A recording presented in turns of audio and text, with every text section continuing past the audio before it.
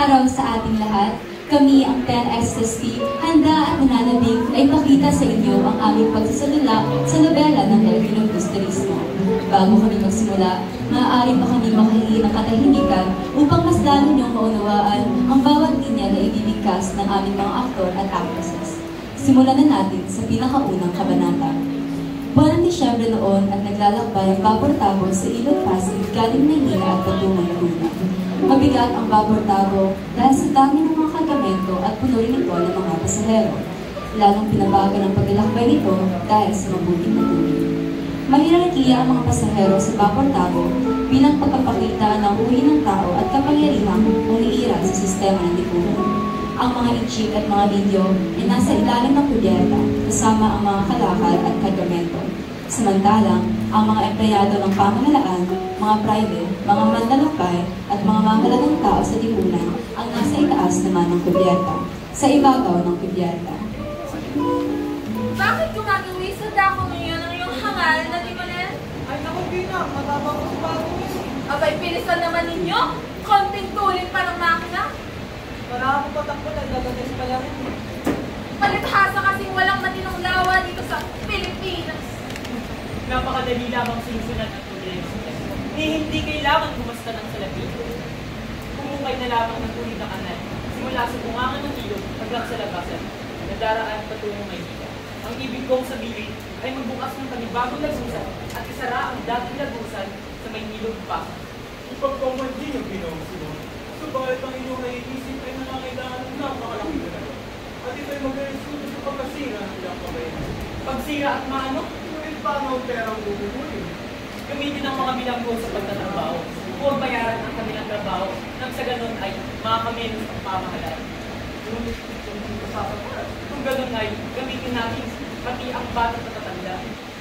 Alam ko namang alam ninyo na ito ang tanging paraan. Huwag na natin lukoyin ang ating mga sarili.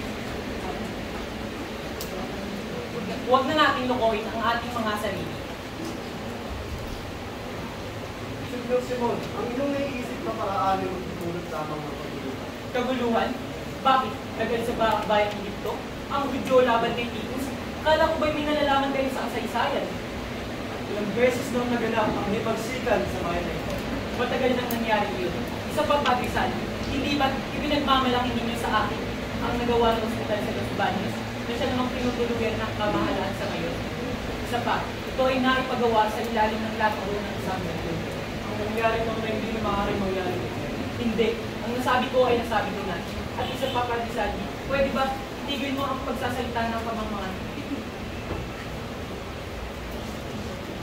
Sa mulatong Amerikano, Indyong Ingles, sa Amerikanong palibhasa ay malapit sa pamahalaan ng mga akala mo sino.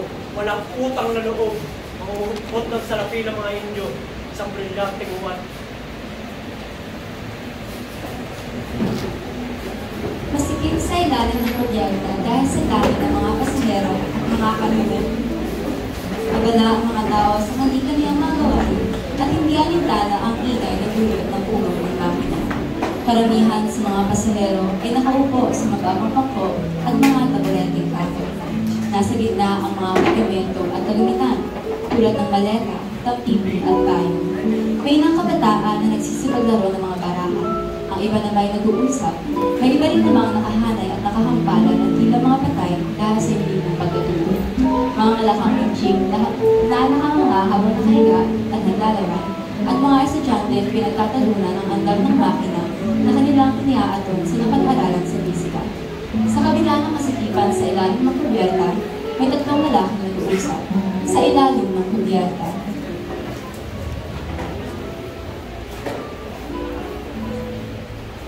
Basilio, nakalagay ng tatay mo.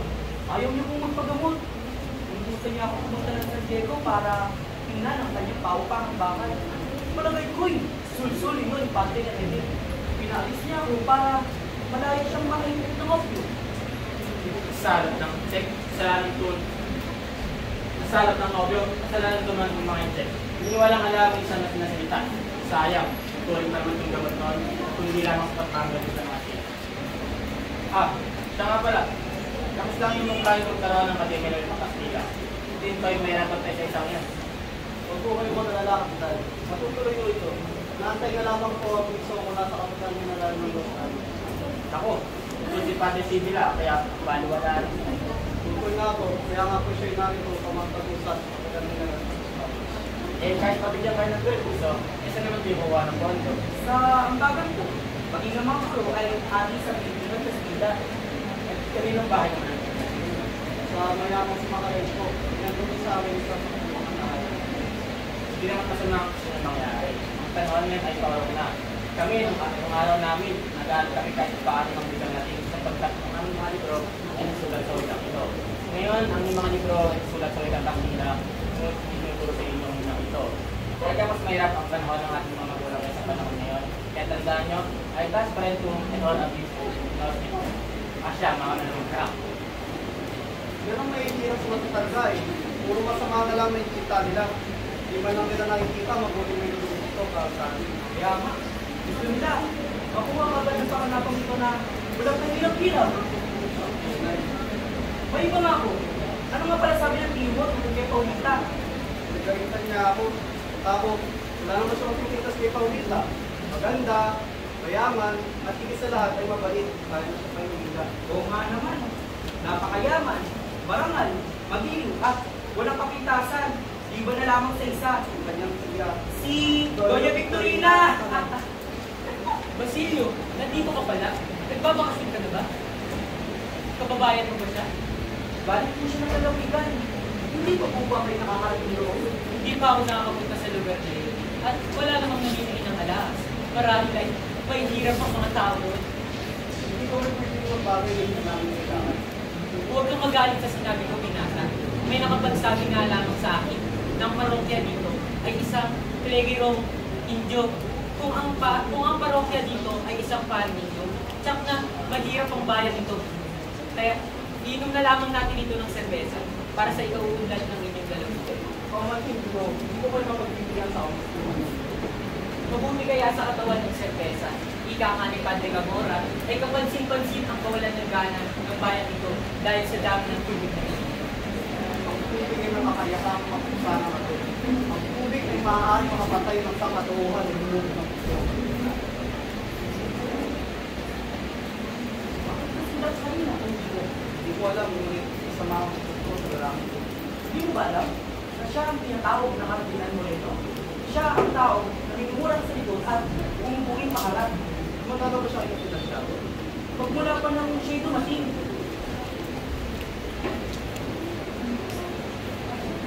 Sinong si Mami? Pinapatawag ko po tayo ito sila ng mga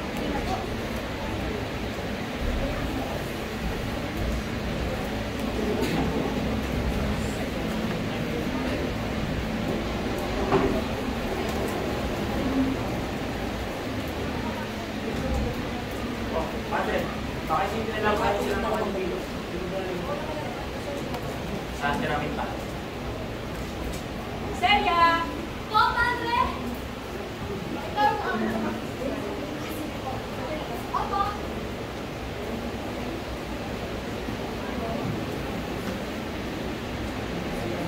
Wala na ang init ng pagtatalo nang umakyat si Padre Florentino sa gobyerno. Sa halip ay nagkakasiyahan na ang ipuhan ng mga paring-mahalagang tao sa lipunan. Habang pinagmamasdan nila ang magandang kapaligiran, ay nagkwekwentuhan sila na may kasamang tawanan at lupa. Kanilang pinag-usapan ang alamat ng malapad na bato hanggang sila ay makapasok na sa langaw. Sa itaas ng gobyerno. Kapityan, gusto mo ba sa drama ng lawa na patay ang ginawang mga manang Ibarra? Ay, hindi. Ibarra ba? Ibarra pala yun. Siya nga, ang dating kagaya-gala ng ibang Ibarra. Saan nga ba rito, Kapitan? May naiwan ba siyang bakas dito sa tubig? Doon, tumingin sa dami. Ayun nga sa mga kwento, yung tawag na lumipas ng tulubis ng mga kawal sa Pinong-Ibarra. At yung mga kawal, ito ba rito hanggang sa magaling sa Manila. Ayon sa mga tulubis, nagulay-tubo ang lawa. Kung garo ng kanyang bangkayan, Kasama na ng kanyang ama sa lawang. hindi ba Pilibustero ang kanyang ama? At pura ang kanyang ibig, hindi ba Padre Camora? Siyang tunay, hindi kailanman magkakaroon ng maraming ang isang Pilibustero kailan.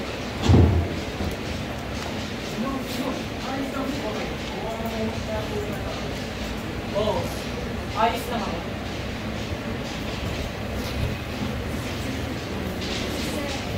Hello. Si Celo ay isang mangangahoy. Maputing maputi ang kanyang buhok, ngunit malusog pa rin ang pangangatuan. Bagaman ang kanyang hanap buhay ay ang paggawa ng walis, masasabing maginhawa ang kanyang buhay. Anak niya si Telesfero na ang palayaw ay Tales. Nagkakaingin sila sa durang bayan sa isang lupain walang nagkamay-ani. At sa panahon iyon ay nagkasakit ang buong pamilya ng malaria hanggang sa namatay ang asawa, ang panganay na anak na si Lucia. Sa panahon ng pag-aani, may isang korporasyon na pag-aari ng mga pari ang umangkin ng lupain at pilit silang pinagbabayad ng buwis sa halagang 30 piso sa tahanan ni Kabesang Tales.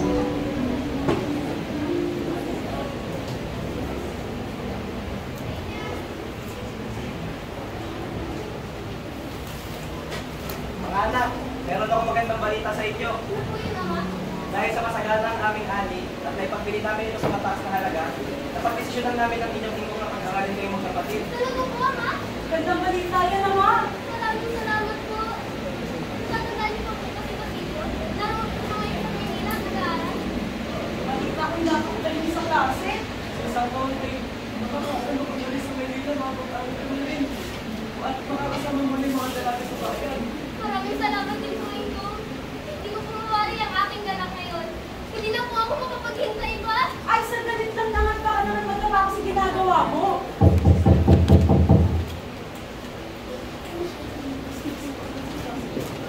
Celo! Mabuti naman, dariyan ka. Ang anak mo si Tales. Nariyan ko. Ah, oo. Hindi mo gumuna akong pagkasunod. Ay, oo. Nakasok po kayo. Narito kami upang sumilin siya ng puso. Luis, di ba't kakamay ito lang ng isang buwan? Nung isang buwan pa yun, kailangan mo na magbayad ng buwis para sa buwang ito. Ang buwis ay 200 piso. 200 piso? Abay, sumusobrang ng hota kayo. Saan mo kami kukuha ng ganyang kalaking pera? Magdahan-dahan ka sa iyong pananalita, Tales. Kasi ba, hindi na problema yun. Kailangan mo magbayad ng buwis. Pag hindi ka nagbayad ng buwis sa tamang oras, ay papalayasin namin kayo. Ano masasaka namin sa iba ang ay nito? Baka naman, pwede natin ito pag-isapan, Padre. Gagawa niyong lahat dahil ako'y mangmang ng mga sapat na lakas para lumaban. Tama na yan, no? Hindi, Ama. Dapat nilang malaman na lupain ito ay pinagkarapan natin at walang sino man ang pwede kumuha ito na hindi kaya higit ang aking nagawa. Tingnan niyo muna ng tulog pa ako sa lupain ito sa ako lamang susuko sa inyo. So isang sundo. Kung ayaw mo magbayad, kung hindi ba't gawin na lamang natin Guardia Civil ang iyong na lalaki, dakpin siya! Wag! Wag! Pagkakasabi ako! Sino? Bitawan niyo ako! Paano? Marami ako! Hindi ipinagbayad ni Kabesang Tales ng anumang halaga ang anak upang hindi kulilang hukbo at sa halip ay pinabayaan ng pulis. Maraming tao ang hindi makapaniwala sa nangyayari ito at sa kabila ng ikinabang ulos ni Kapitan General isamsamin ang lahat ng mga balik ay patuloy pa rin sa pagbabantay sa Kabesang Tales ng kanyang mga pananim gamit ang bulok at kalahod. Nakarating kay Huli ang balita na nakuha ng mga tulisan ang kanyang ama. Matutubos lamang ni Huli ang kanyang ama kapag siya ay nakapagbayad ng 500 piso. Upang makabayad, pumayag si Huli na ibenta ang kanyang mga alahas maliban sa isang agos na may brilyante at esmeralda na bigay sa kanya ng kanyang kasintahan si Basilio. Dahil sa kakulangan sa pera, hindi na siya nag-atupiling ng hiram ng pera kapalit ng paninilbihan o hermanang pensyon. Huwag kang umalis. Bawal po ito. Hindi kailangan ko po ito kasi naiintindihan ko naman po na tayo. Hindi mo kailangan mo sa ganito. Pasensya na ako ng magpuwas dito.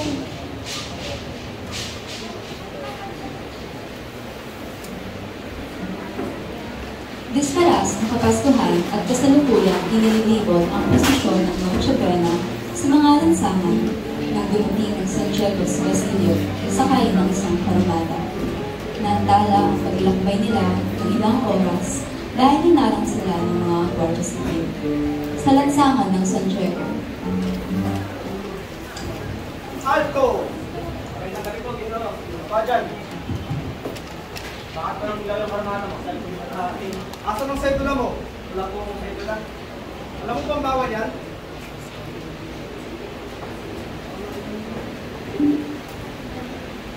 Talaga namang Pakiusap po. Hayaan niyo muna ako natin ang aking takay.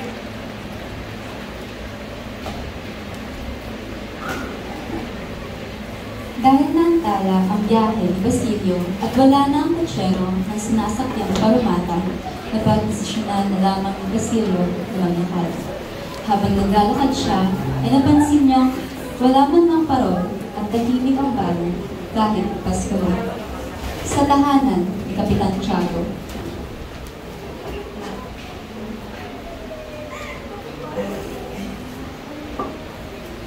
Oh, dahil sa wala Basilio, halika tulungan kasi yung mga dala.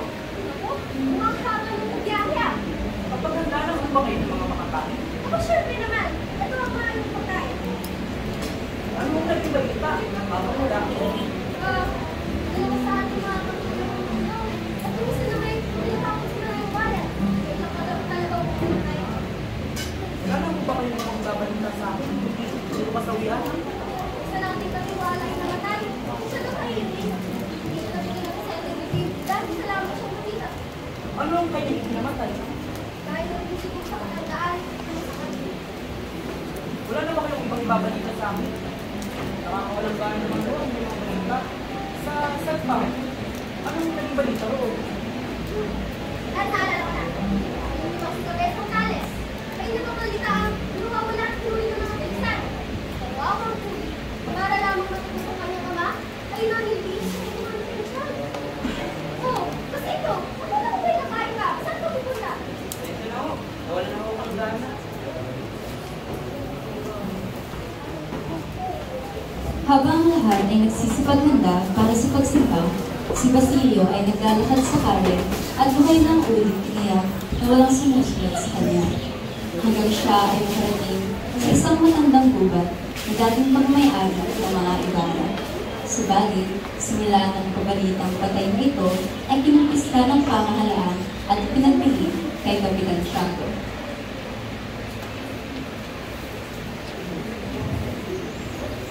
Kayo na.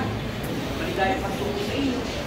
Nalala ko pa yung mga araw na magkakasama tayo ng Christine. Minsan, hindi ko po kayo kalimutan. Sino may dyan? Ano yung sasabihin ko? Nagpapagano sa iyong ibahan ng Simon? Pero, bakit? Paano? Ang dagdag ko pa noon. Dalawas ng lalaki. Ang isa ay ang sinunod na bangkay na may tama ng dalawang baril. At ang isa naman ay ang siyang tumulong sa akin na nilibing ang aking ina. Kung ganoon, sino si Ibarra sa kanilang dalawa at sino ang mag-aarasa si Simon? Sinong nariyan? Sumagot ka! Maaari niyo po ba kayong tulungan? Sino? Ikaw? 13 taon na ang nakaraan. Ang tulungan niyo ang aking ina. Naibig. At ang sinubi ng lalaki. Kaya, hayaan niyo akong makapagpasalamat sa inyo. Bakit? Sino ba ako sa palagay mo? Isa kang dakila. Maraming nag-aalakalang patay ka na. Maski ako'y nagulat sa balita. Pero, ito ka ngayon. Nasa aking harapan. Ngayon ay, alam mo na ang aking hindi. Marahil ay magiging sagabal ka lamang sa aking mga plano. Kaya kitang patayin. Ngayon, at walang makakaalam minsan, iisipin nila tulisan ang may gawa nun. Ngunit, ahayaan pa rin kitang mabuhay. Dahil alam ko, tulad ko ay naghirap ka rin. At ngayon alam ko na naghirap ka rin. Bakit hindi tayo magtulungan? Ngunit, yung Simon, yan ang kahirapan sa inyong mga kabataan. Masyado niyo pinupuri ang mga Kastila. Akala niyo ba'y matatamasa niyo? Akala niyo ba'y makukuha niyo ang trato inyong inaasam? Pero, ang gusto lang naman natin ay pag-intayin ka mo.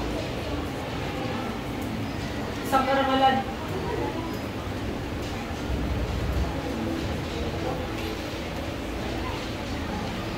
Isang kahangalan. Kay dali niyong balintang matatamis din ang salita. Kay dali niyong balintang matatamis din ang salita. Akala niyo ba'y magiging pambansang wika ang wikang Kastila? Hindi. Hanggat habang ang inang bayang ito ang wikang Pilipino. Habang ang inang bayang ito ang wika ay may sarili itong kaisipan.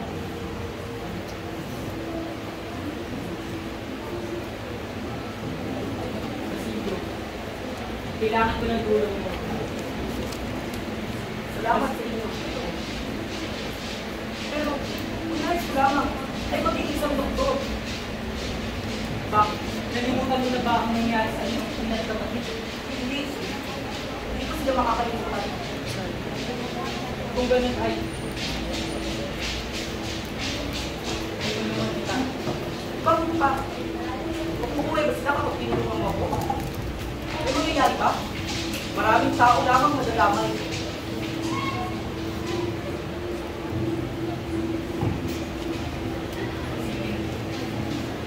Isipin mo, Basilio, kapag ka tumulong ka sa revolution ay bibigyan mo ng katarungan ang iyong ginagkapatid.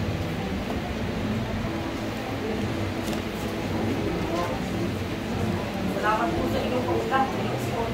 Paula na po ako sa inyo.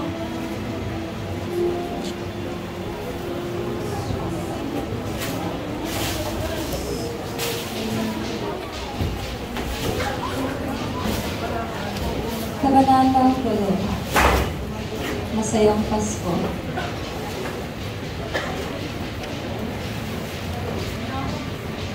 Balik mo naman simula bukas, huli. Aba, kailan pa lang balik mo na lamang sa akin ang perang binigay ko sa'yo.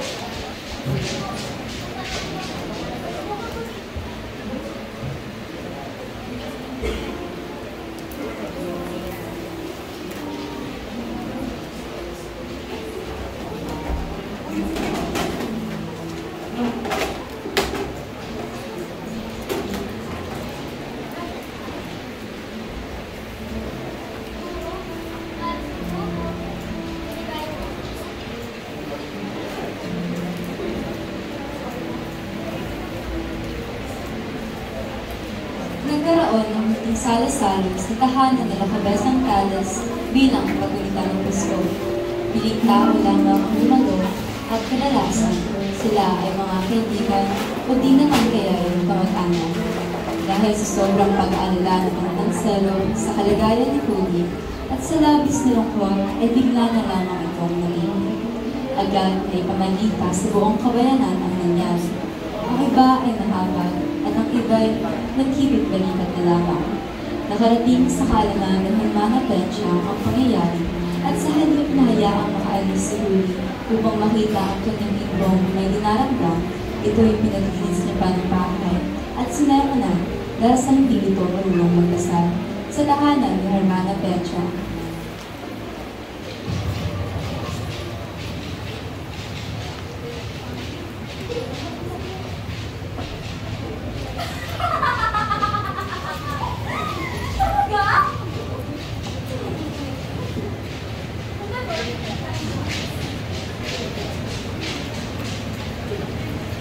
Huli, alam mo ba ang nangyari sa'yo?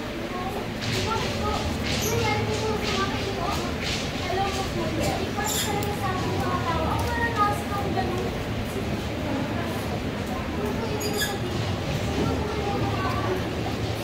Alam mo ba, may nakakasila ang isang dalaga na tinitay kong kapisal?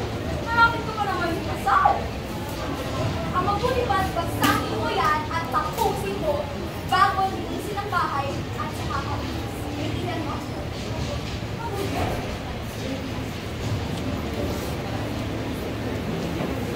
Nalaman ni Hermana Pecha ang paglawas ni Basilio ng Maynila upang tubusin si Huli sa pagpapaalila gamit ang naipon nitong pera. Para sa kanya, may hahalin tulad niya si Basilio sa isang demonyong nagbabalak tao bilang isang mag-aaral.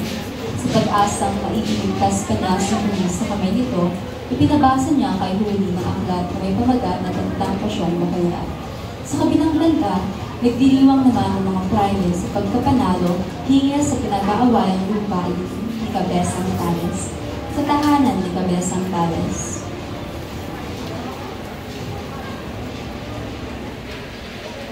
Aba, tawarin ninyo ako. Paano tayo sa kaso?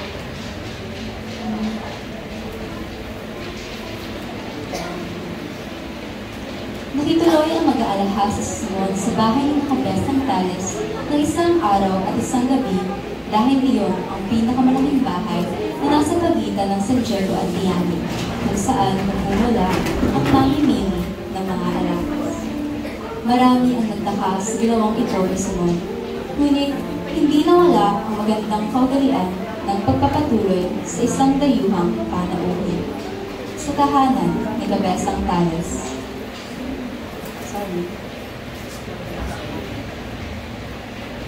Alam kong hanap niyo yung mga brilyante at mga antigong alaas. Oo nga po, mga biyan. Lalo kayo natin natin natin. Ano ba sa pagkama?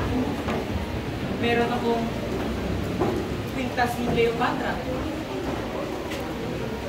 singsing ng senador at ikaw ng dalaga ng Roma.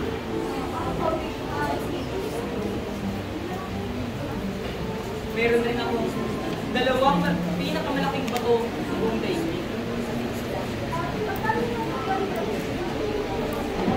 Hindi ba ako basa dalawang pumiling? Marami pa namang iba dyan. Pwede pa kayo sabihin. Wala pa kayong nais sa akin. Mga ano? Bakit hindi ko yung naisip?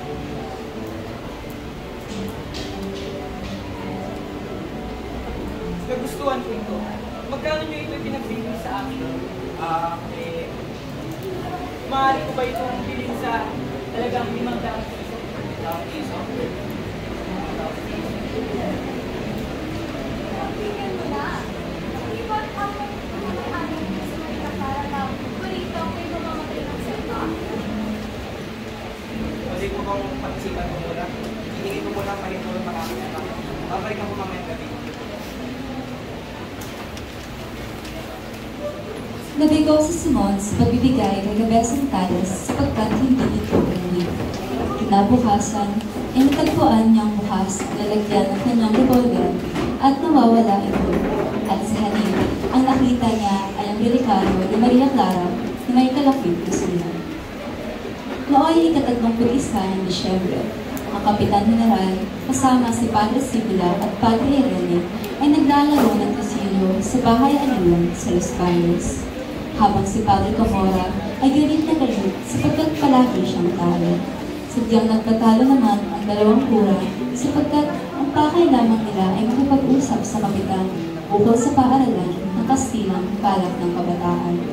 Ngunit marami iniisip ang kapitan, kagaya ng pagpapalit ng tungkulin, pagbibigay ng biyaya, pagtatapon at iba pa. Saka na ang ukol sa paaralan ng Kastila. Naroon din si Don Custodio at isang Friday Domingo na si Padre Fernandez. Nagalit si Padre Camora dahil sa sadyang panigsula ni Padre Irene na ikinapangalo ng kapitan.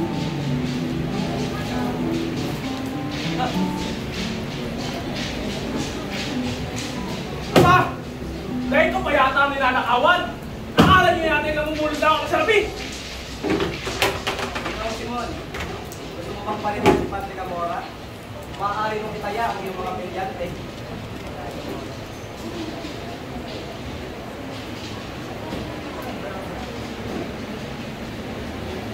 Pumapayag ako sa inyong nais. Wala rin naman kayo tataya ang pura. Ngunit, sa halip na magbayad, pero may mga kondisyon akong nilalatan. Kung mabayaran niyo ako, sumunod ang paraan. Mas mabigat ng mga pangako kaysa sa alahas at ikaman.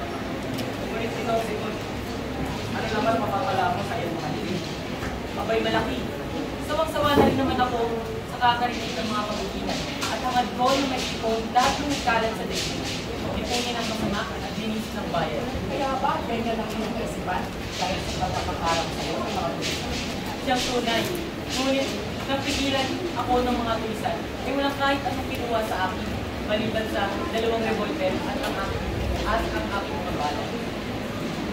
Kinamusta pa nga nila ang kapitan ng Iran. Kung gayon, lalagdaan ko ang kautusan tungkol sa mga sandata upang hindi magkaroon ng armas ang mga tulisan. Huwag kapatid. Marangal ang mga tulisan.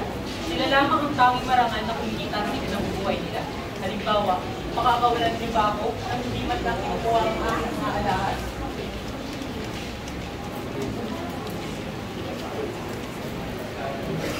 Gaya mo?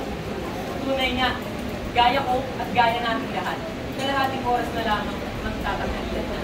Hindi ka lang muna nagsagot. O siya, tigilan na natin ang paglalaro at siranan. Marami pa tayong dapat natasin. Kung naglalakak ka, doon ang yan, hindi mo maayos na paalala.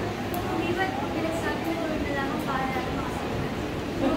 Nagtumudo dahil nagbabayad daw ng pagkatiraan at so, sabi mo naman Huwag na muna natin pag-usapan yung mga tungkol dyan.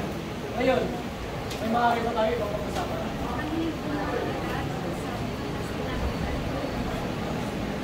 Pangakalilin, ba't sa paglaktaw sa ating kapangyarihan? Sadyang kahina-hinala ang kahilingang yan. Dahil sa kanyo ng pag-ipagsik at pag-aasa.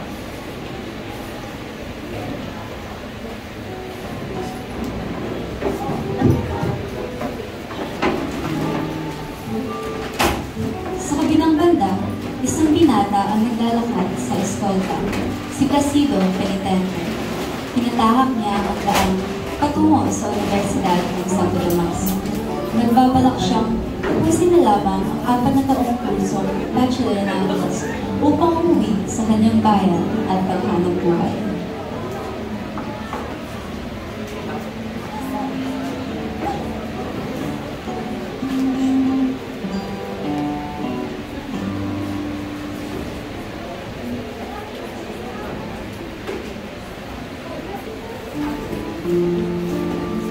Hoy, Penitente, gusto ka na? Mabuti naman. At ikaw? Napakabuti. Ano ba, sinaninahan ako ng mura ng tsahin na kumarang sa akin ng bayan. Pero pa si Padre Camora, ang parang ibukal ng puso. Gabi-gabi, nangaraan kami ng mga dilag. Pero sa kanila, ulan kahapon ang pag-isip. Kahapon ay walang pasok. Pero alam ba ako na matumaling ka ng abagan? At mga bagay. Ano bagay? Ang monumento. Anong monumento? Ang parang Padre Baltasar. Di ba nalalaman? At sino na ang Padre Baltasar yan? Yung tumili ko, di ba? O ito, bigyan na nga ng 3 o 4 na piso para hindi naman kayo sa kamera mo. Yun o! May kajis! May gandang sila. O siya, yung sa pag-isa na isa ito ako. Hindi na sila.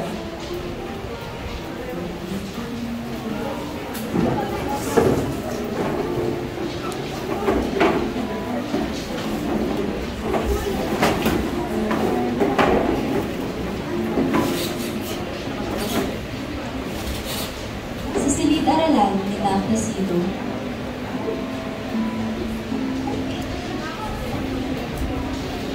Penitente, magka ka rito. Ako mag-ibig, pero kailangan ko po ng kasali bago ko saan. Ito ay sakto to. Ang pagkakadana nito ang 2 karabiler celestial. Sino makaraikot ang kanyang mga kasama ay naglalais na magtatang ng kanyang o sumunod sila. Isang pa lang ito nagpas ng alam. Ang mga tipo, pero hindi ko kailangan sa mga yan. Ayaw ko na sa mga sila makalain.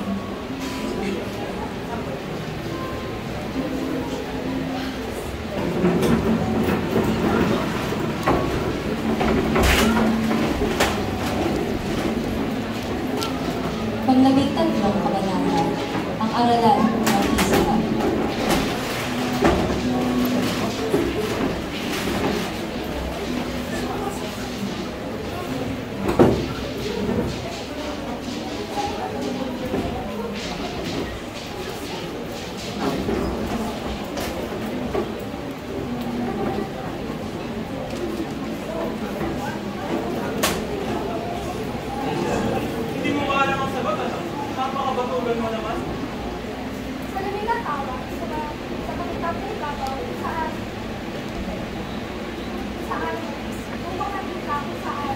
Mabakit ka kung saan. Actually, nasa ibabaw yung mahalaga. Ang yanan ng ito ay hindi na dahil hindi mo kailangan sa ibabaw. Tama ba o mali? Makalito ako, Padre. Ikaw. Boss, masamahin, Padre. Sino ang tinuturuan? Ikaw, sino ang utos? Sumayo ka. Ang salamin ni Gawas Pastor, ito ang suwi ng bago.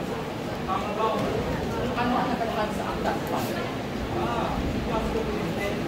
Isang nakilang sundan. 4 na araw ka nililipas sa aking klase. Isang araw na magpapakulong ka na. Ngunit, 4 na araw pa lang ako lumiliban. Isang beses ka bang nilibay sa aking klase at pinibigyan na kita ng basa? Kung gayon, alisin mo na lamang ang lahat ng mata ko sa araw na to. At bakit? Kung kailan gusto mo. Magkahan mo ba ng binakriban kung kailan gusto mo. Tutal, tiyak ka naman magaling.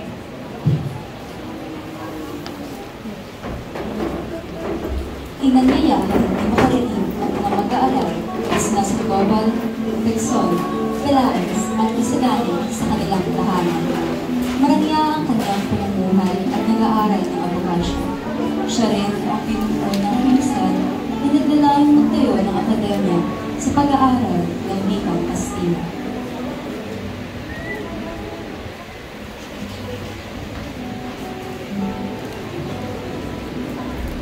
Oh! Dami na naman sa babay! Uy, gusto na. Ganit na bagay, nalapo ang palad ko sa pamilya ni Nan. Nabanggit siya sa lang balis daw mga ganap. Pangit siya. Kaya nakatol sa daman. Tol muli. Kaya na lang naman nila ang mga kaas-asang kon ang mag-sol. Ngunit, wala naman tayo mapapala sa lubong yan. Si Don gusto daw at pagkamasang ni Amag magdedesisyon sa Paano ang masasabi mong desisyon ay dapat sa atin? may dalawang paraan na binanggit sa akin ni Padre Ren. Ang hindi ka si Garoga! Kung mananangin na sa Pepay, maaari rin tayo sumamuli kay Ginong Pasta, Pilipino at kaibigan ni Padre Florentino. Yung ni Sagani. Iwan ko lang ako sa akin si Ginong Pasta. Kung ako hindi pa natin ay gawin na lamang natin ang ipang Hindi na lang natin. May punto si Sagani, hintayin na lamang natin ang resulta ng pag-uusap nila ni Ginong Pasta.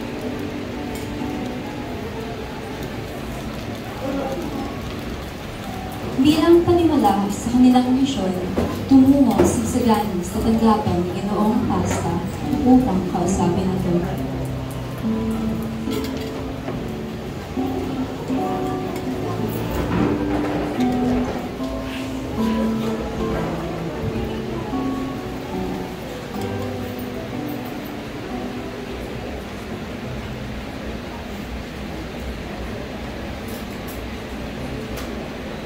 Ba't na ba rito ka? Kapusta ka naman? Maalis po ang kanyang kalagayan. Pero umalis po ako dahil dito. Nais ko po sana kayo makausap. Tungkol saan naman yun? Nais ko po sana kayo makausap kung po kayo mabalik. Sakali po kumain lang kayo. Gusto mo namin kayo kasama. Ako, alam mo hindi ako makikilam sa ganyan. Ayoko madami ang aking mga alila yan.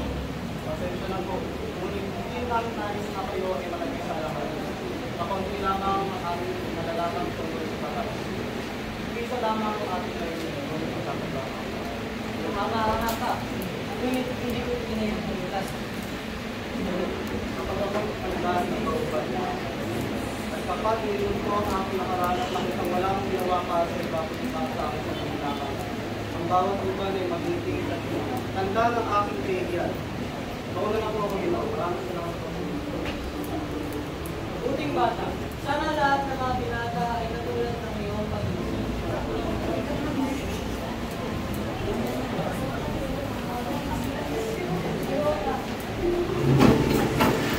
Kinagabihan ng araw na iyon, naghanda ang Chief Spiroga ng isang hapunan sa taas ng kanyang tindahan sa eskwela. Iba't ibang panauwi ang dumalo. Mayroong mga private, kawani, militar at iba pa.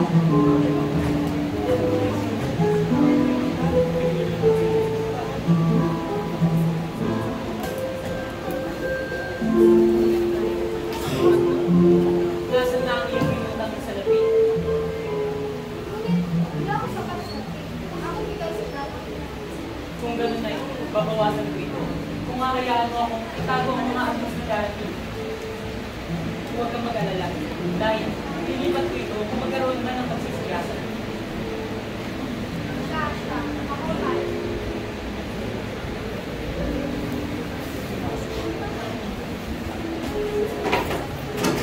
Punong-puno ang perya ng mga taong gustong makapagdito. Ang mga musika ng mga kasmarama at ng ilaw ng mga parol ay nagbibigay ningning sa mga hagla.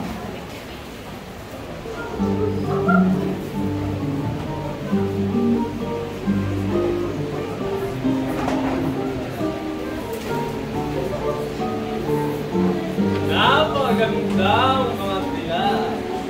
Kailan kaya ako dito?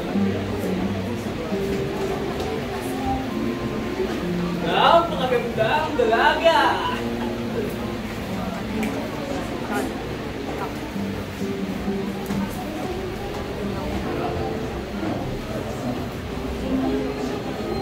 Pang-18 kabanata, ang katayaan.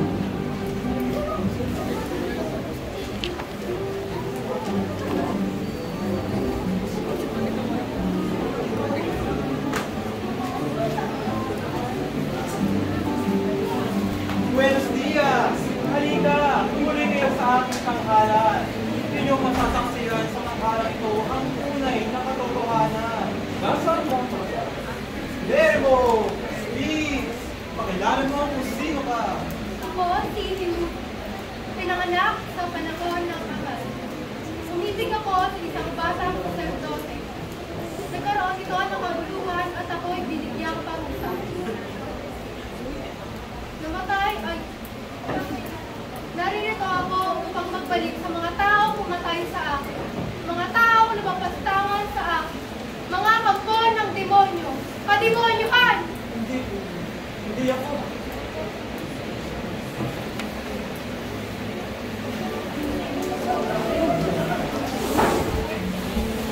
Umalis sa klase si Placido na ang puso sumusuya at puno ng mapait na luha ang luha.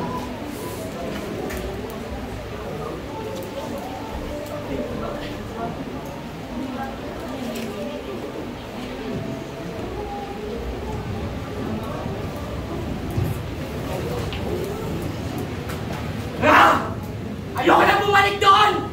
Sinusumpa ko na ang pag-aaral!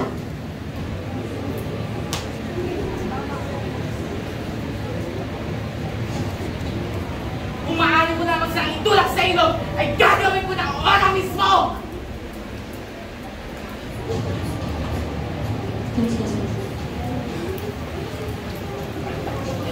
Sa tahanan nila Placido,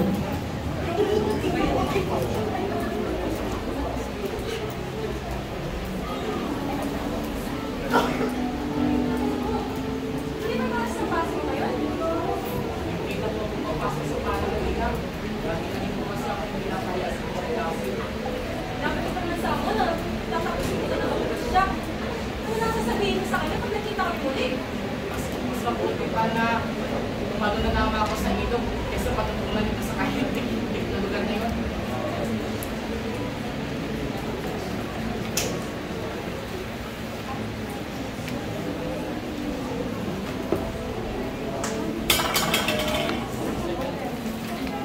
Ikaw, Simon! May hindi na ako sa inyo. At kung naman yun, gusto ko pong maging madaya. Bakit ba tulungan makatulungan ako? Siya, nakitulungan kita. Kung hindi ko samahan ka na ako sa akin.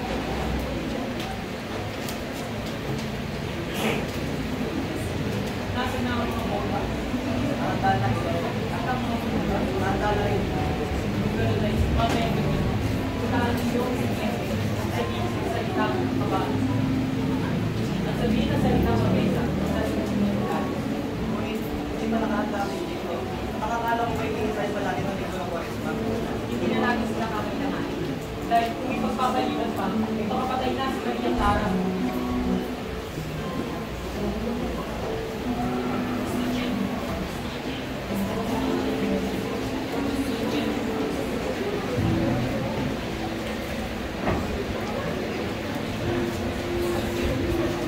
pang-20 kabanata, ang ponente. India nga naman. Sila walang di gumagamit ang utak. Mga walang kwenta. Napakagaling mo talaga.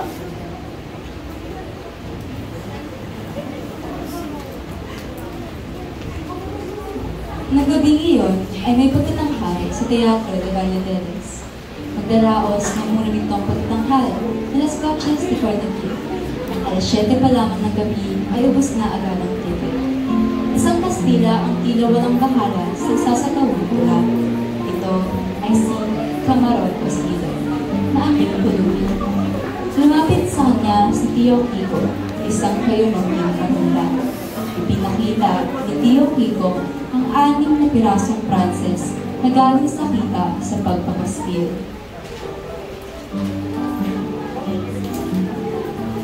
Ano mo ba kung magkano ang binigay ng mga praile? Dapat mo na malaman na kung kikitain natin sa pagtatangka ay galing sa kanila. Dahil sila lang ang unang rason kung bakit may pagpunta sa ating nilaan.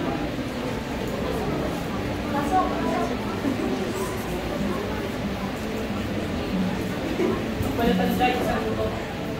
Hindi na may pinapala ka mga ito.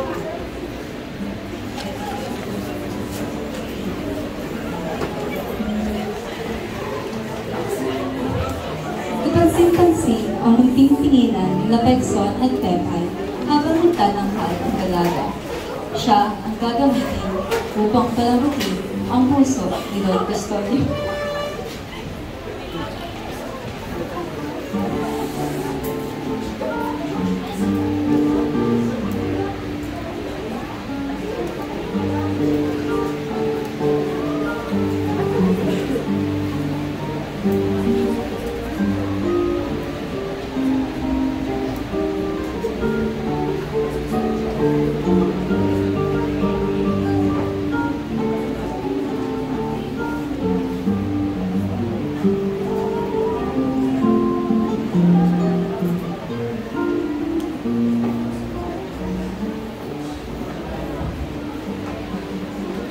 Salamat sa kooperasyon.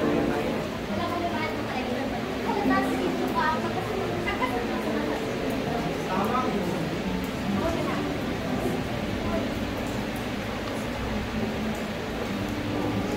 Ba't masyali ko nga para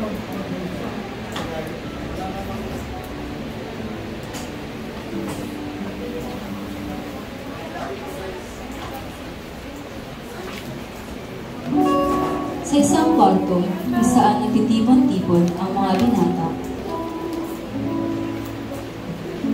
Aray, Bating nga ang resulta ng pagkamayo. At ano naman lang, naging resulta na ating paghirap. Sila ngayon na nila ang ating silain. Kung gano'n ay mag-iwan tayo! Katulad ng mga pinangko! Sa wakas! ang 23 kabanata, isang banghay. Magsisyampo ng gabi, pagkatapos ng tanghalan sa gulaan na hindi hinaluhal ng pasilyo at sinag. Sa tagpong taang ospital,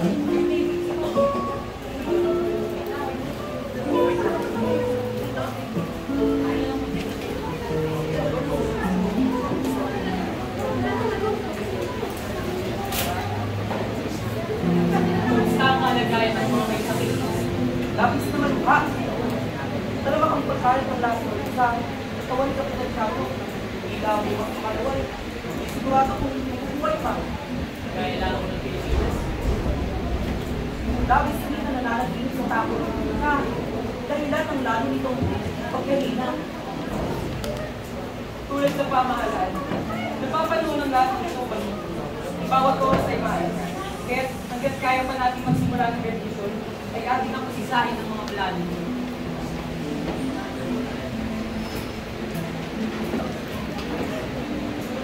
Sumali ka sa ibang sinan kasi. No!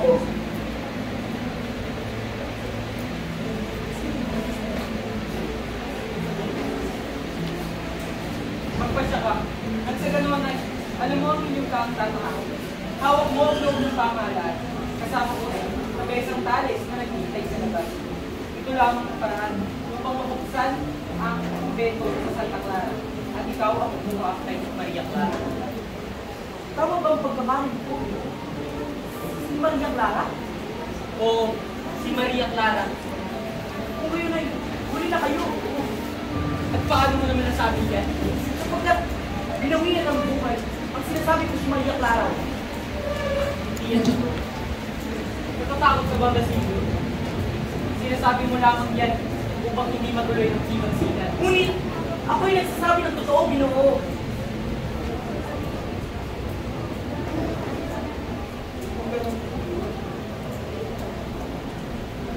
Aba, yan isang malaking kasinungalingan. Yung bawiin ang iyong kasinungalingang sinabi. Ito ang aking sinasabi. Narito ang hinilang ni Padre Elene. Magmula nung namatay si Maria Clara, iyong basahin at iyong isipin.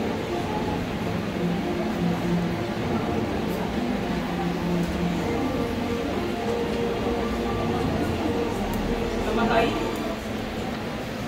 Namatay siyang hindi man lang nalalaman na ako'y nagbalik. Namatay siyang hindi ko man lang nakita ang kanyang gabi. Maria Clara! Maria Clara!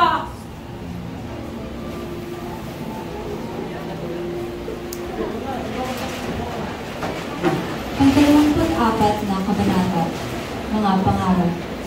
Si Isagani ay matyagang naghihintay kay Paulita Gomez na nakipagtibang na makapagkita sa Paseo de Maria Cristina, papuntang Malibon.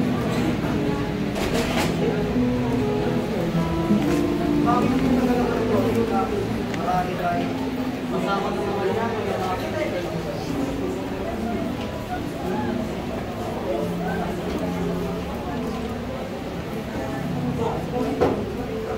Wala pa rin bang balita sa kanya? Ginagawa mo pa rin ba ang nakaatang sa'yo gawin? Isagani? Hindi pa ako makapagsabi kung nasa Ay, Diyos na ipapatid mo na lang sa akin kung darating man ang panahon. Ayoko maghintay ng 10 tao bago sa salita. Paano kung si Juanito Paladas na lang? Ulit pa ba? Naalala mo ba na hindi mo man ako nabansin sa gabi sa ibato? Pinakamasdan kita bukat. Batid ko ang tingin mo sa mga ka-adventure. Hindi sa ganun ito. Kung ngayon akong tapat sa'yo, masaya mo yung nakatalo. Dapat kong magpapasalamatan ko sa iyo. Siya nga pala, sino ka lang ang sabi? Ito pa yung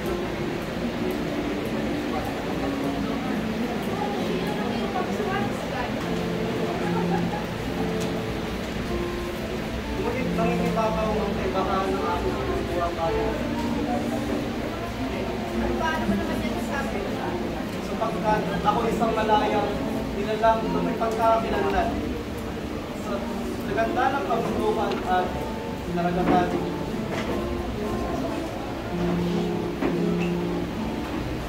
Wala akong kinilalang-kilala. At paano pala ang daan papunta sa iyong pangarap na karelasyon? Ito makilala. Pagtulog-tog ng tubig ng mga kakalagaan ng bawat sulok sa kanya. Makakapunta tayo sa bawat sulok. Ganun ba? Kung kayo, kaya sa tingin mo ito magagala, kapag ba ako isang matanda na? Aba, yung mga hindi na kakayahan natin mga Pilipino, marami tayo mag-aaral ng mag-aaral sa makarating. Marami tayong mag-aaral ng mag-aaral para sa atin.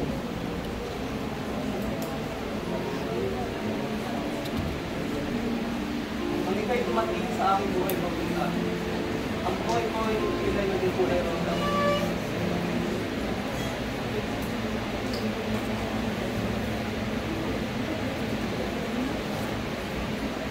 Pangarap? Pangarap? Puro na lang pangarap. Hatid ko na maraming kaliwasin yung sa dali. Alin yung magtatapos ng pangailangan ng bayang ito? Yan ang sabi sa akin ni Tia. Okay, siya'y dahil isang pangay, isang hindi mabuhay na walang alis. Malalaman mo ang katotohanan ng pagkakaroon ka ng paaralan sa ito sa atin.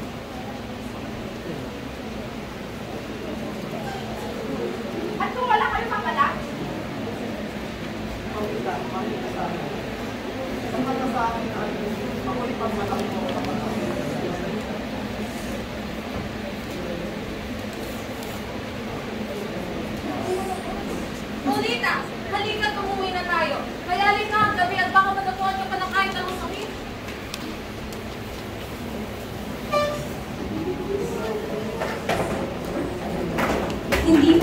pagdiriwang ng ayos at itsura ng pansiteria Bukanista Ritual.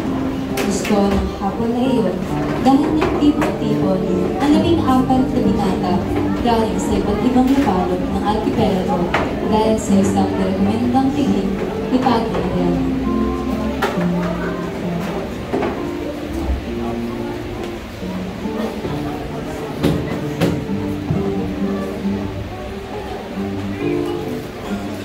Luwalhati naman kay Custodio para sa kanyang talino at pansit sa lupa. Oh, nato na Tita Gani. Si Basile na sa inimita natin. Eh, sabi na si Marie Gonzales. Gusto na sa usapan niyo eh. Pero wala pa nga dito eh.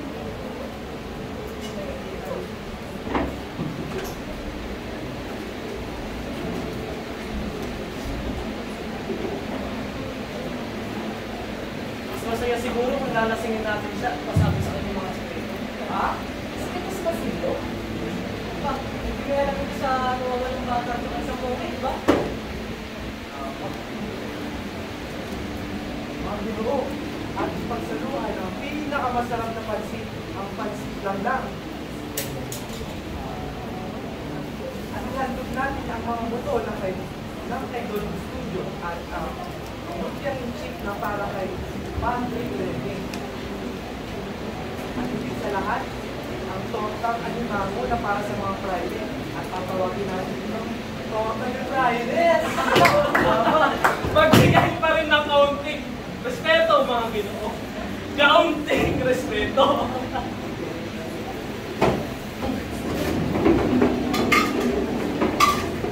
Maagang bumangon si Basilio upang suriin ang mga pasyente sa ospital at kunin ang kanyang grado sa universidad habang kikitain sa Makarali upang makapagpahal sa kanyang mga gastusin sa paaralan.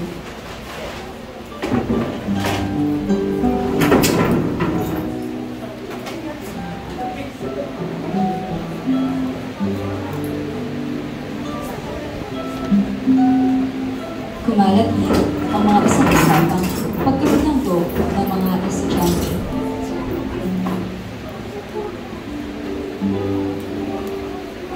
Bakit mo ba magtanong? Alam niyo ba ang tungkol sa magsiga ng mga estudyante? Ako, bilang usap-usapan, itong yung mga estudyante sa akin. Maraming nasangkot. Kilala niyo po ba kung sino-sino? Puro estudyante.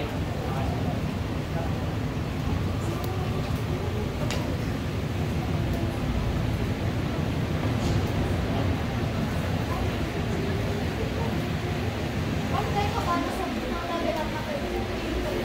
Hindi. Sapagkat abala ako sa pagsulit ng kondisyon ni Kapitan Tiago. Ngunit, pantay ka ba ng kanila sa kaman? Nagbibigay ako ng mga ambag ko. Papayuhan kita ngayon, bawiin at sinugit ang mga bagay na nakasasama sa lupa.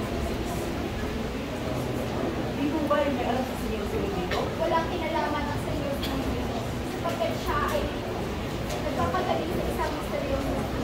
Ngunit, nakapagtataka dahil hanggang ngayon may mga kamay pa din na gumagalaw sa mga pangyayari. Ano po bang naturang nangyari? Hindi mo ba alam? May mga paskil na dito na makalat sa universidad. Ito na namamagay kay nakakasadya sapagkat umalaw na ang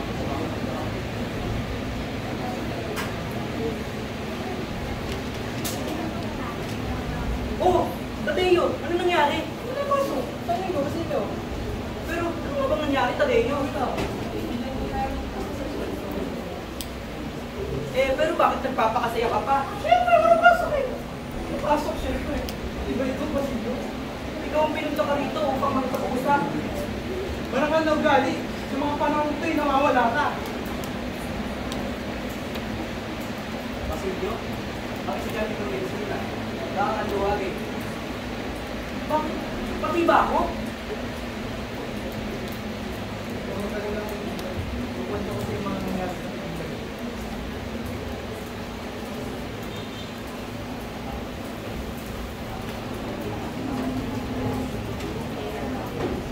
Sa isang tagpo ng pagtitipon kung saan naroroon si Sagani, ay naghangad si Padre Fernandez upang kausapin ito sa kanyang mga sariling puro-puro.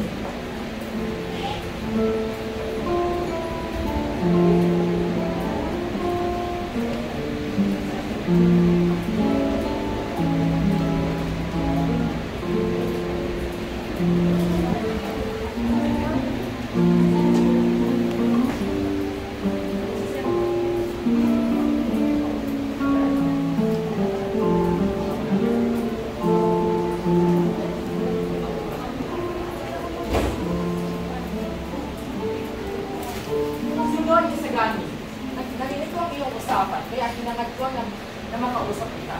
Ako'y natutuwa sa mga kabataan na nagpapahayag ng kanilang mga opinion, ay komento'y kaliwa sa akin. Ay sa mga sabi mo na nagdahos daw kayo ng isang kapunan. Yung isang kitang ito. Hindi po ako nakakita. Nakakatawa kung nagpapakita ng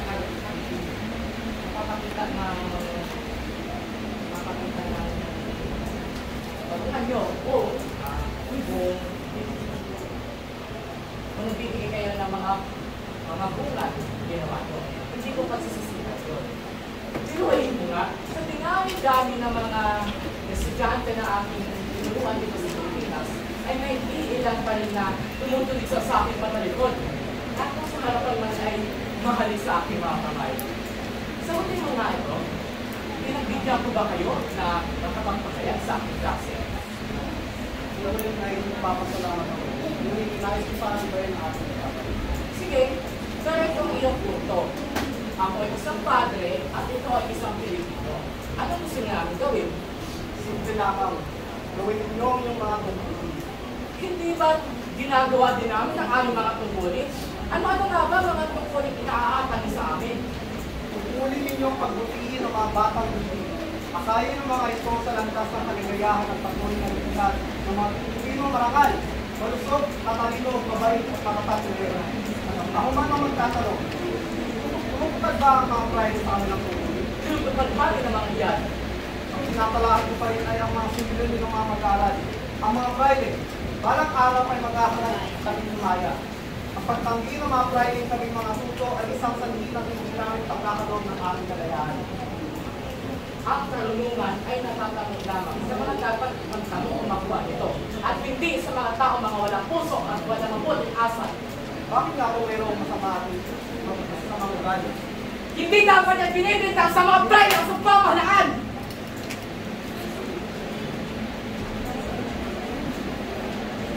Kung gayon ay agad ang pamahalaan ng aming masasama. Hindi akong pamahalaan kaya hindi ko masasagot ang mga kilos. Pero ano nga bang ibig ng mga mag-aaral at dapat namin gawin para sa kanila?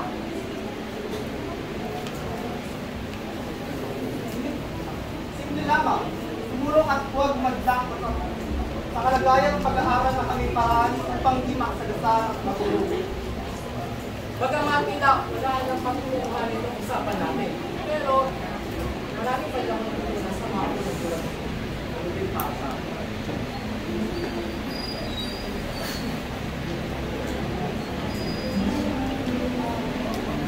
Naging ugat ng takot ang binikan ng mamamahayag na si Benson na magiging mapanganib ang pag-aaral sa mga Pilipinong estudyante. Matapos lumabas ang mga balitang nagsimula na ang himagsikan. Sa bahay ni Kapitan Char. Nagsimula ng himagsikan. Ang balita ko yung marami ng tutuloy sa Manita. Nagsisimula na yung himagsikan.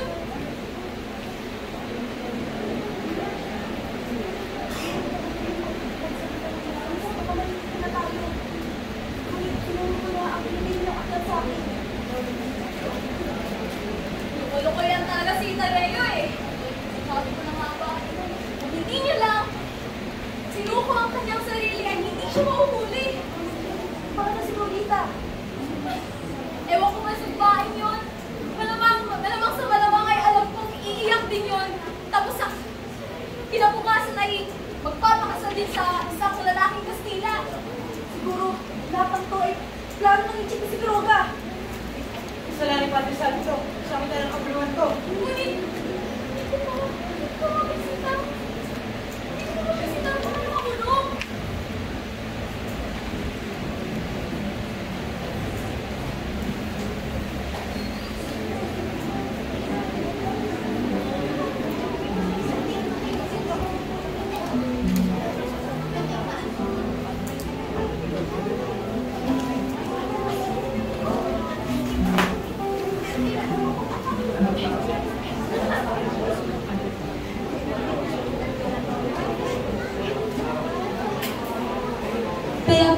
paalam si Kapitan Tiago at naging abala ang mga nagsasaayos ng marangyang dilim niya.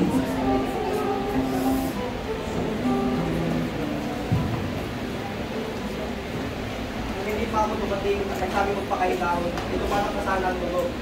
Ang mapupusok na pangkat ay walang ibang sinadala kundi takot at kaguluhan.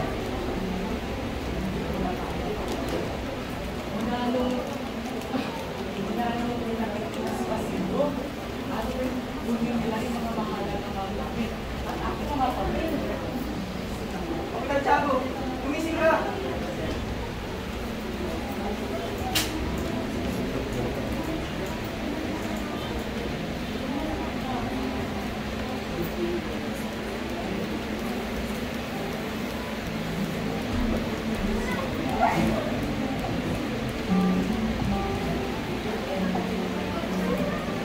Nagkalat ang balita sa buong San Diego tungkol sa pagkamatay ni Kapitan Tiago at ang pagkakabilanggo ni Basilio.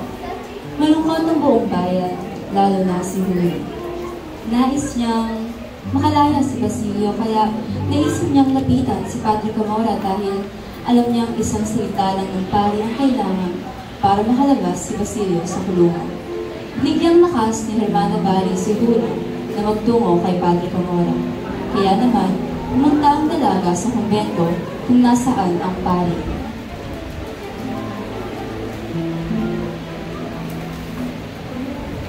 Paano ka pa rito ka? Ganon ba? Pumasok na sa akin. Huwag ka nang makulit. Hindi ba gusto mo tulungan ko ang iyong nobyo? Kumain ka!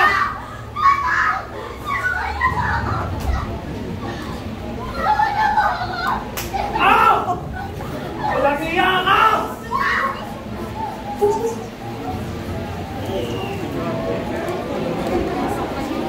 Papunta pa lamang sa simbahan kung saan tinutuloy si Padre Camora ang tumayong kagabay ni Julio na si Hermana Bari. Nang mapansin nito, ang grupo ng mga taong may pinapalibutan ng kung ano sa sahig. Puro malakas na pagulong ang naririnig. Hindi na sana ito papansinin ng Hermana nang marinig ito ang isang pangalan na laman ng kanyang kinakatakutan.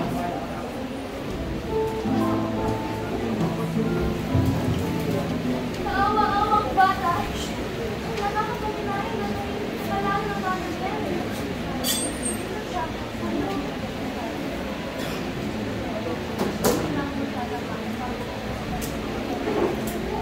Huli! Huli!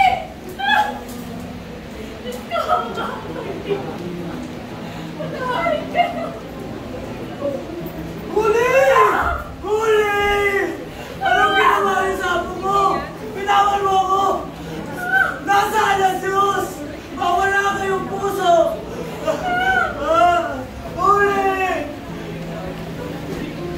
Sa kadahilanang nakakagulo ito sa simbahan at kasalanan sa Diyos, inutos ng Padre Camora sa mga Guardia Civil na ligpitin ang nagpatiwakal na dalaga. Lubos nagdadalamhati sa Hermana Bari. Kapansin-pansin din ang naturugong pisngi ng Padre, ngunit walang naglakas ng loob, questioning at isumbong ito. Sa kawalan ng pag-asa ng matanda sa paghahanap ng justisya, naisip na lamang ni Gandang Celo na sumama sa mga turis bilang paghihiganti. Hindi lumabas sa mga pahayagan ang pagkamatay ni Huli. Ang tanging balita lang, sa tulong ni Benzay ay ang kabutihan umano ng general. Nakalaya na ang mga estudyante mula sa pagkakabilanggo. Gaya ng inaasahan ng lahat, si Makaraig ang unang nakalabas, habang si Isagani naman ang huling nakalabas. Ngunit, si Basilio ang tanging hindi nakalabas.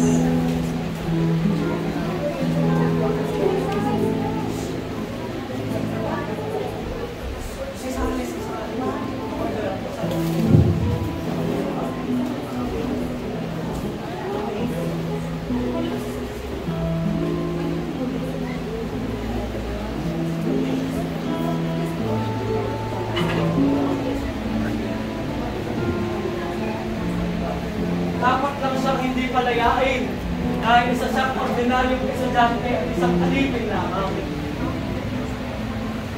Paunahin, Kapitan, hindi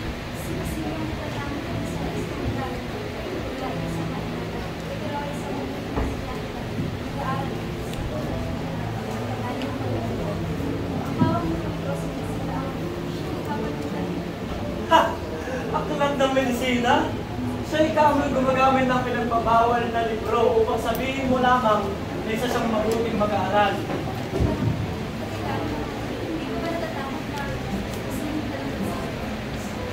Ako ang matatakot? Bakit naman? Hindi ba't ako ang may kapangyarihan? Tsaka, hindi naman ang bansang Pilipinas ang naglagay sa akin sa posisyong ito. Kung hindi ang bansang Espanya. Hindi ako takot na magtaksil sa bayang ito.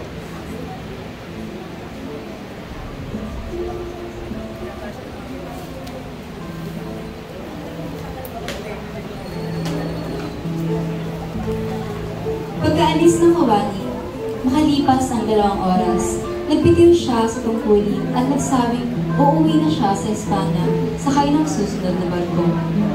Dahil sa mga nangyari sa mga mag-aaral, hindi na nagpaaral ng mga anak ang mga magulang.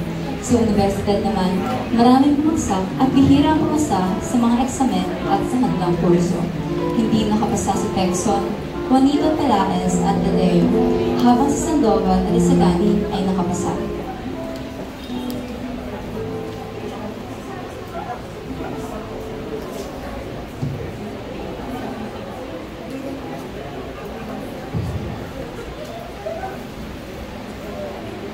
Ayun ako! Ano na ako nito? Hindi! Ayos lang to! Wakas! Tapos na rin naman tagal ko nakihintay ng mahabang bakasyon! Dito na ako sa mga tatay sa negosyo. Pupunta ng Europa! Yes! Nakapasa tayo!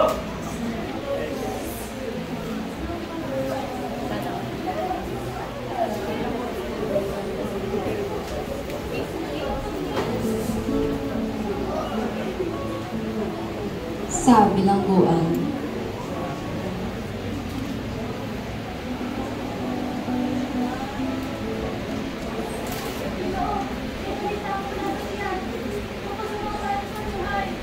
Sino? Bakit? Anong nangyari sa kanila?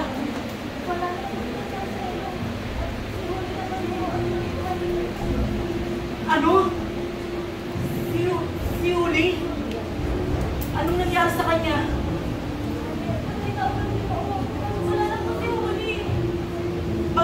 Bakit si Uli? Paano? Bakit si Uli? Anong nangyari sa kanya? Wala siyang kasalanan.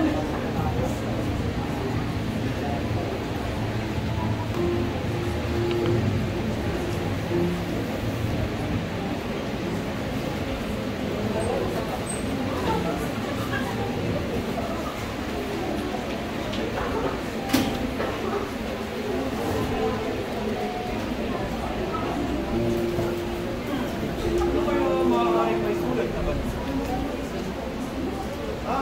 Ang paglinis mo, sandali. Ito kaya nagsimulan mo sila may nagkatsabo na ngayon ay pinagpalain. Kung totoo nga, dahil si Simulan sa pinagpalain ay pareho ng nakakama sa Pilato.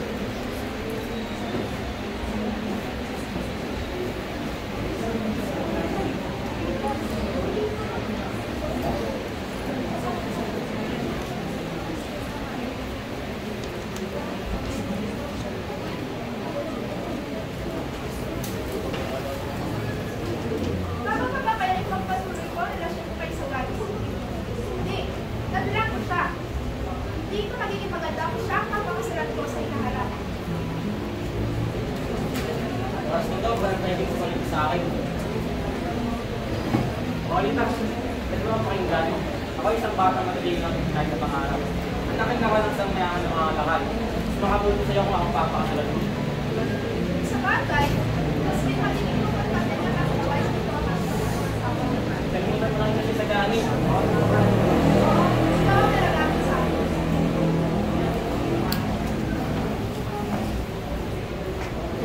Dahil dito, napabalitang sa Abril ikakasal si Paulita Gomez kay Juanito. Maraming sabi-sabi na si Kapitan General daw ang magiging ninong dito.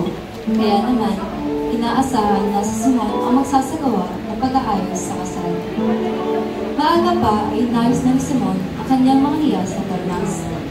Ito ang araw ng kanyang pag-alis kasama ang kapitan ng dalawa.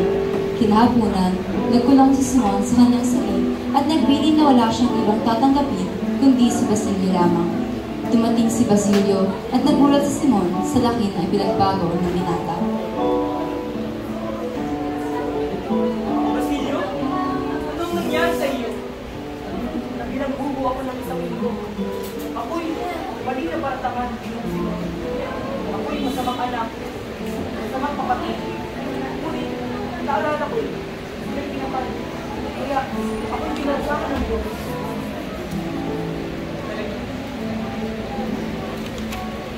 Talagang nasa panig ko ang katuwiran. Halika at may ipapakita ko sa iyo.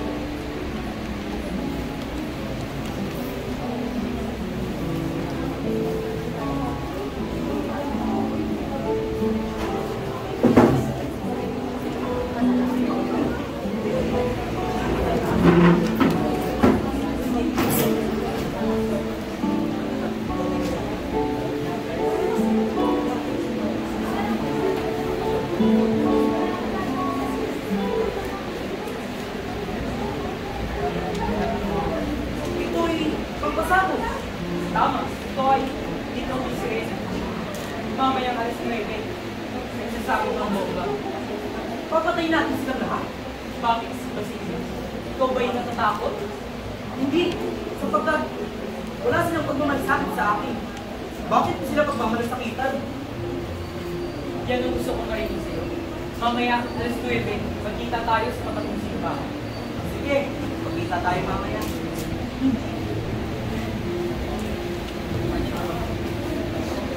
Ang kasal ni Paulito Gomez at Juanito Palacios.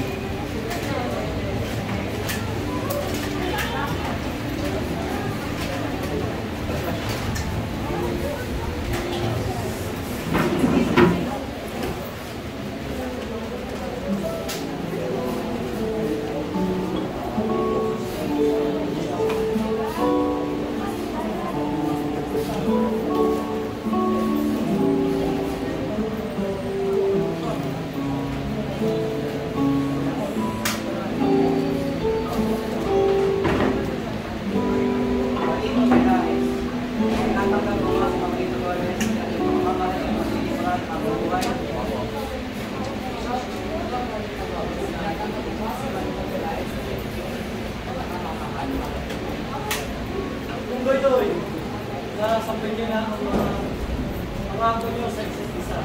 Sa kapangyarihan ng simbahan, nagawin mo na kayong mag-asawa. Sa ngalan ng Ama, ng Anak, at Espiritu Santo, kumayo kayo at pangilihan.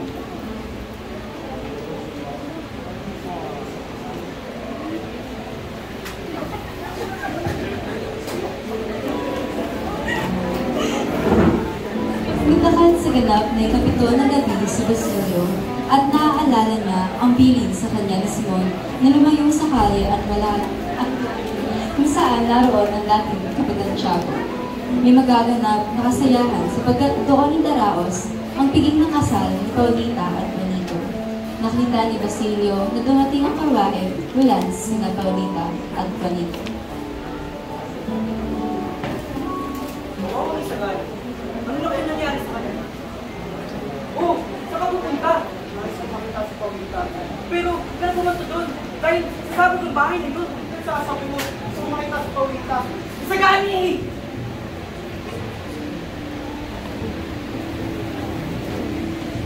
Sa loob ng bahay ni Kapitan Tiago ay may nakita silang piraso ng papel na nakasulat ay Manen Tekel Pares na ang ibig sabihin ay tapos na ang kapangyarihan mo at nilagdaan sa ilalim ng pangalang Crisostomo Ibarra.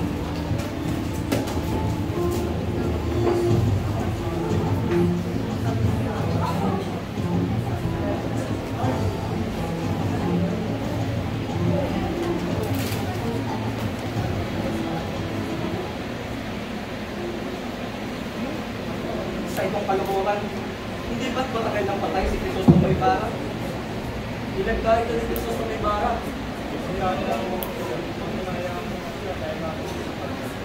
Hindi ba't kabulukan ng Manny de St. Paris, ay papatayin tayong lahat. Pagmadali, taas ang bitsa ng lampara. Nasaan na lang para? Nandito lang yung kanina. Sino kumuha?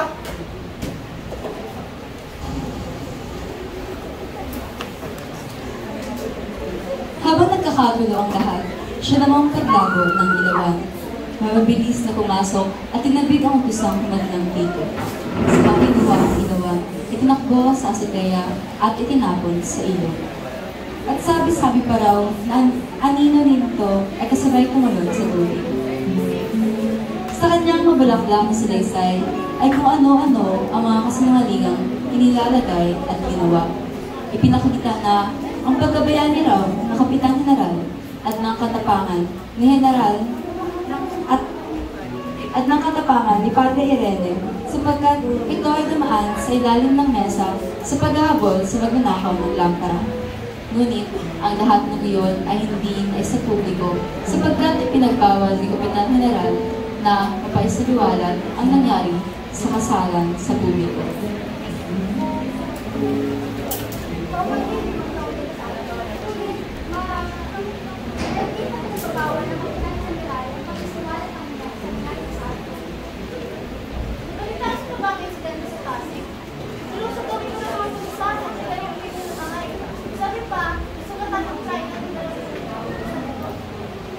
Gaya sa narinig ni Benzay, ay umanda na naman ang imahinasyon nito. Alam ko na ang gagawin ko sa nilalang ko pa ang gagawin. Ibig ko sabihin ay ang ating gagawin isipin ko ngayon ay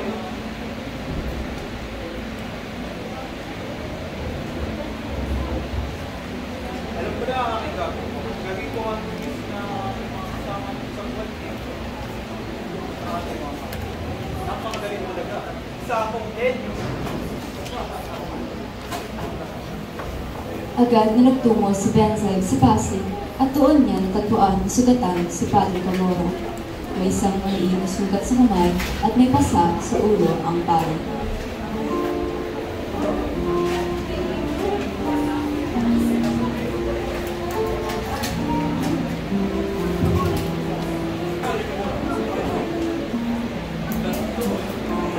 Magnanakaw na may dalang kulong bilang sandata at pero 50 piso ang nawala sa akin, Benzay! Mali ang kasi, mali ang pagkakasaysay ko. Kailangan natin ng marami pang tulisan upang mapisimas na paliwala ang ating mga talika.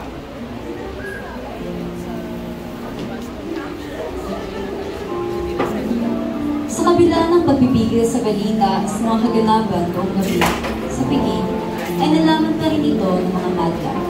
Naging usap-usapan ito ng lahat, ngunit palihim nga lang. Kasala ng tahanan. Santiago, nakita ko mismo ang mga supot ng pulbura sa ilalim ng mesa, sa silong at sa kapituhan. Halos lahat ng ito'y nakakalat na sa kanilang bahay. Ilang mga gawa ito. Si Don Timoteo, kung isang kaagaw ng sagan, ay hindi malito kayong tolita. Nagtungo ang mga sibil, ngunit wala rin naman sila mapagtitintangan ng krimen. Kaya si Don Timoteo at si Simon na lamang ang pinawang tagapangasiwa sa bahay na pinagawas ng Pili. Ang mga walang kinalaman dito ay pinaalis din.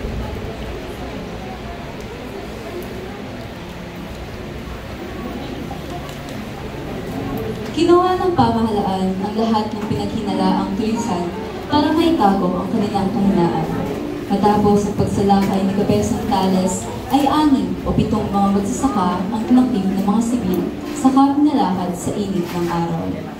Abot siko at kabit-kabit ang gapos ng mga ito na inilakad ng tanghaling tapat sa kainitan ng Mayo na walang sombrero at panyapak.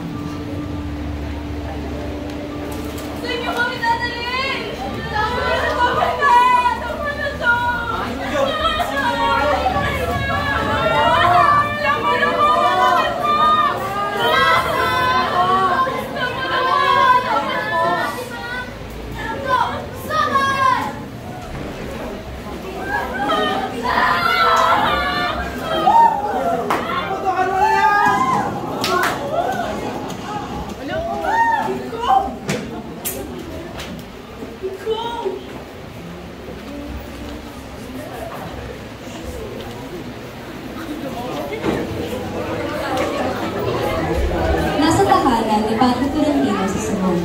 sugatan ito ng dumating.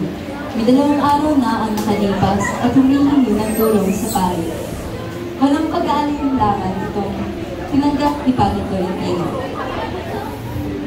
May dala itong maleta, duguan at pagod na pagod.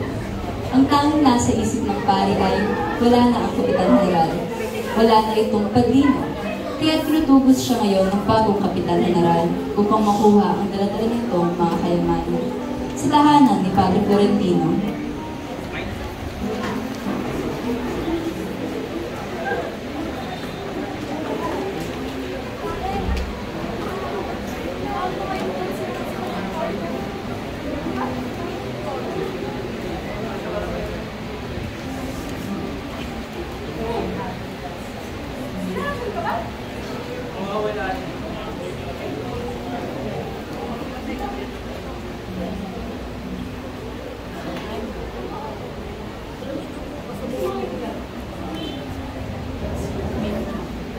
Senyor! Sa mga maginanong ginawa, senyor!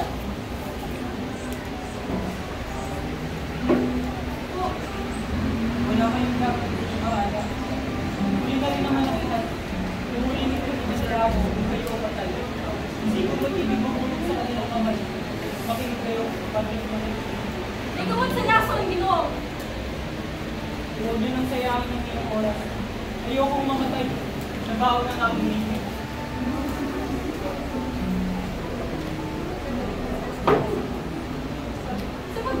Nakasakit ka lamang dahil nagmahal ka sa maling paraan, Ginoo. Minahal mo lang naman ang bayan, senyor! Minahal mo lang naman si Maria Clara! Ang pag-ibig, ang pagligtas ng lahat, kung kaya't patatawarin ka ng Diyos dahil nagmahal ka lamang, Ginoo! Ganun na eh. Nagkamali ko lang.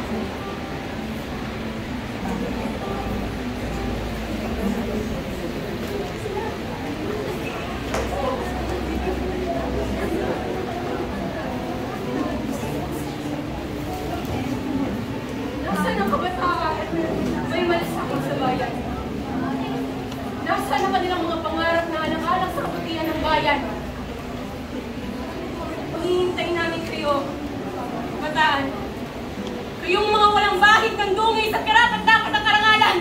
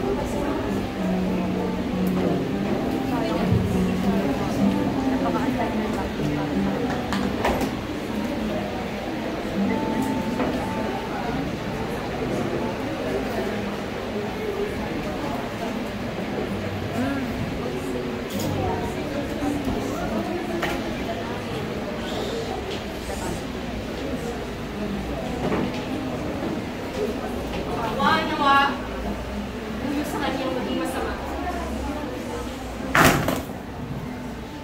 Manatili ka sana sa kinaliman ng karagatan kung nasaan ang mga Corrales natin.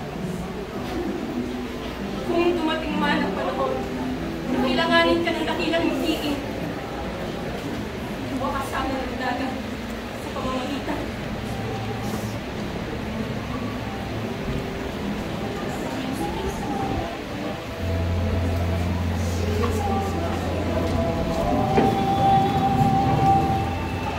At dito nagtatapos ang pagsasadula ng SSSP sa Tabela ng Architecture.